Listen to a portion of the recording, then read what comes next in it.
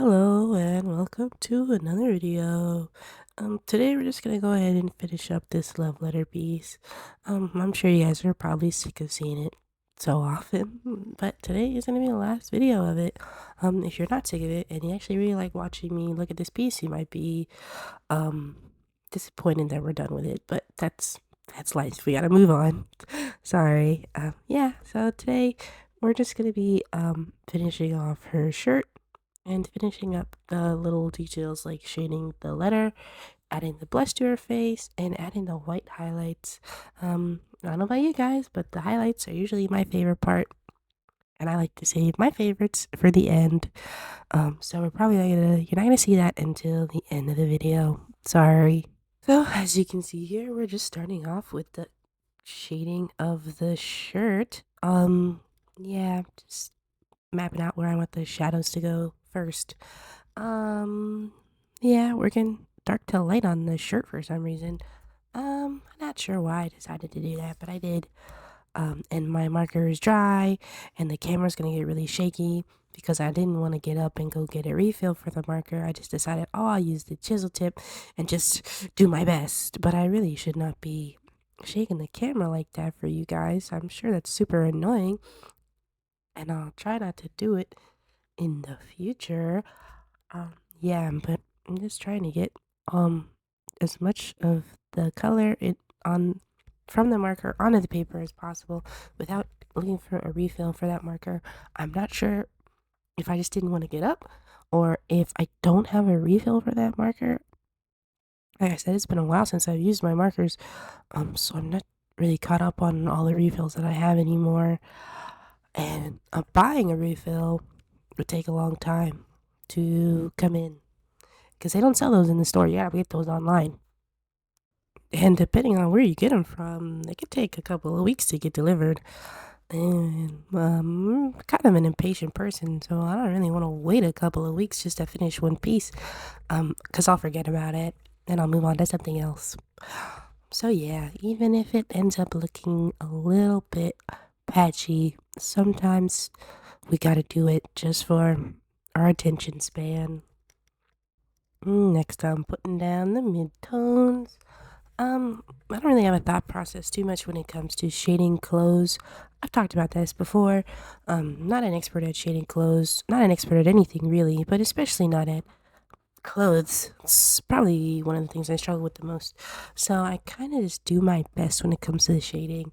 I did that little heart shaped thing for her chest because that's how I've seen people do the chest area for ladies when they're shading. And so I'm just like trying to do things that seem um like they're right. I don't know.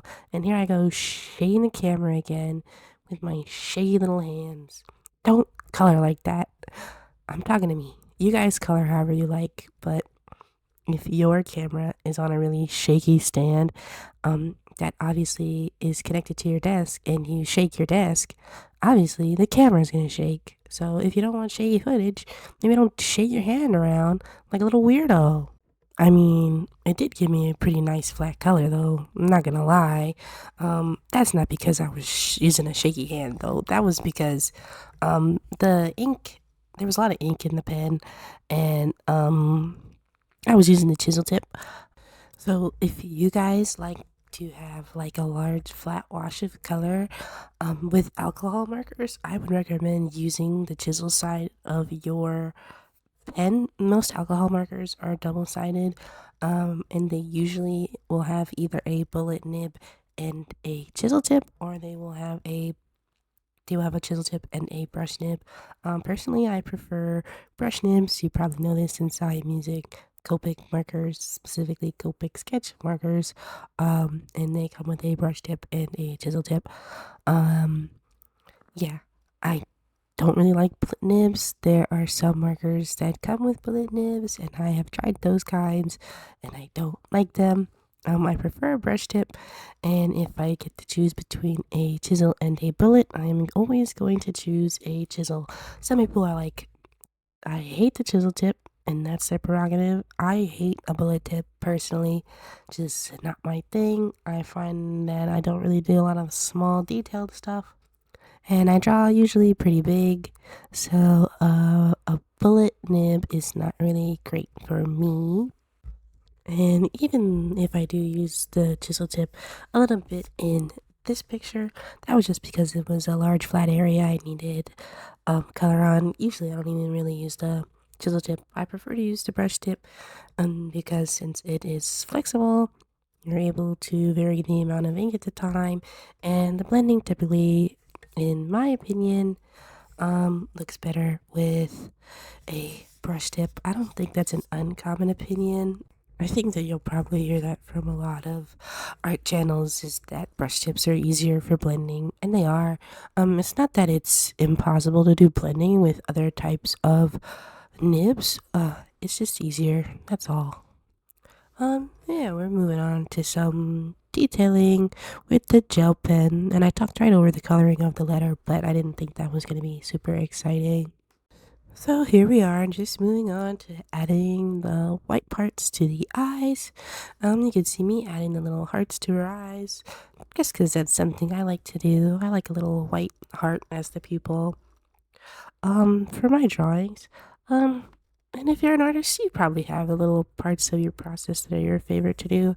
Obviously, I like creating art in general, and I'll probably go ahead and keep doing it for a long time. But it's okay to have favorite parts that you look forward to doing. Because if we're being honest, even if you're a person that likes to draw and that likes to do art, it's more than likely you don't love every single part of it. So one of my favorite parts that I look forward to is adding the highlights. I feel like it just brings life to the piece. Here I am, just adding little blushes to her cheeks. I thought it would make her look a little bit more bashful. And I was trying to figure out a lot of different ways how I wanted to do it. I thought about doing it with markers for a little bit, and I was like, no, I don't want to do it with markers. I just feel like if she's in black and white and just her cheeks are red, it felt like it was gonna be weird. So I just added like an anime style blush that's just the lines, and I like the way that it turned out. Another one of the parts that I like to do is I'm adding a white highlight underneath the eyelid. I can't remember what artist I got this from. Um, but I remember I saw somebody who would add white under the eyelids to emphasize the eye, and I was like, that is so cool. I'm gonna start doing that. So to whoever that is, thanks for letting me take that part of your art style and put it into my own, friend. I really appreciate it. You are going to see me struggle to get the highlight exactly right under the eyes though. This is a smaller drawing and I don't own like a paintbrush or anything. The only way to apply this white ink that I have, it's not ink. Oh my gosh, white paint. I don't know why I could not think of the word paint. The only way I could add this acrylic paint is through this Posca marker that I got, and I got like the finest one that you can get, I believe, and it's still not small enough. So I ended up getting a little bit of it on the line art for her eyes, so I just had to go over it with this black pen that I use. You guys know this pen already, my favorite pen. But yeah, we're gonna move on. Okay, so this is the part that I'm still struggling to determine if I like or not.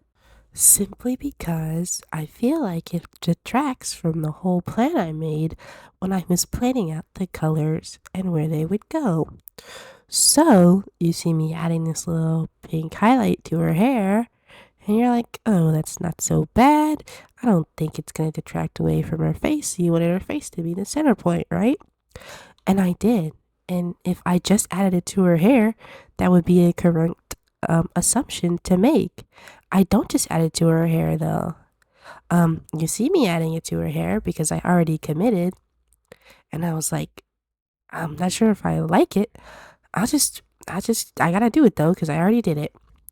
And this is where planning comes in. If I had planned on doing this with the last one, I could have planned on doing it with this one, but I didn't plan it with that one, and I didn't plan it with this one either. So I went in gung ho on both of them. Instead of just keeping it in the hair, I'm gonna put it literally all over the picture. And thankfully, it's just shading. So I don't know if it detracts from the face too much, but you guys let me know because I think maybe I've just been staring at it too long to be objective or whatever. And maybe I'm freaking out over nothing, thinking too hard, and I need an outside perspective. So Tell me, is it too much pink? I think that unless somebody else tells me about it, I'm not gonna be able to determine whether or not it's actually okay. Not to say I think this is a bad piece or anything. I think she came out very cute. It's just this one aspect of it that I am a little bit wishy-washy on. I don't know. Anyway, that's pretty much all that's going to be left in this video is me coloring in this pink shadow all over the place. Honestly, I thought about leaving this part out of the video. That's how much I'm like I don't know about it. I thought about just leaving this footage off, but I didn't. I don't know. I'm always second guess myself. I mean, I'll always have the footage of it beforehand to look at, so it's not like it's ever been truly lost. I'll know what it looks like before and after always, so that's good at least. But yeah, hope you guys are having a good week. We're almost at the end. I'll have a sketchbook tour up tomorrow. You guys know how this goes by now. It's already been 3 weeks. And you know what? 3 weeks is closer to 52 weeks than it is, than zero, I guess. So we're doing a good job keeping up with this, I believe. Even though I've been sick and I am still sick. The flu is really kicking my ass, if I'm being honest. And all the rain is not helping either, I think. Hopefully next week the sun comes back out and the rain dries up and it gets a little bit warmer around here and my flu will be gone and I'll be a little bit more enthusiastic. Although I don't think I've ever been described as enthusiastic, so I wouldn't hold my breath on that one. But I might have just a little bit more energy to do some different artworks and not just coloring. Maybe not figure drawing. I tried to do figure drawing, but it didn't turn out well. But I think maybe that was because I was sick. Maybe my art skills were not able to keep up with being sickly, and my muscles were weak, and also my art muscles were weak. I don't know. We'll find out next week if I'm feeling better. If maybe I would be able to do some figure studies. I was gonna post some figure studies of some hands that didn't turn out too bad, but my it's kept slipping and my sketchbook kept slipping and I didn't even notice. So I was like, the footage was like you can only see half of the page. It was super annoying. Anyway, tomorrow's video is just gonna go ahead and be another sketchbook tour.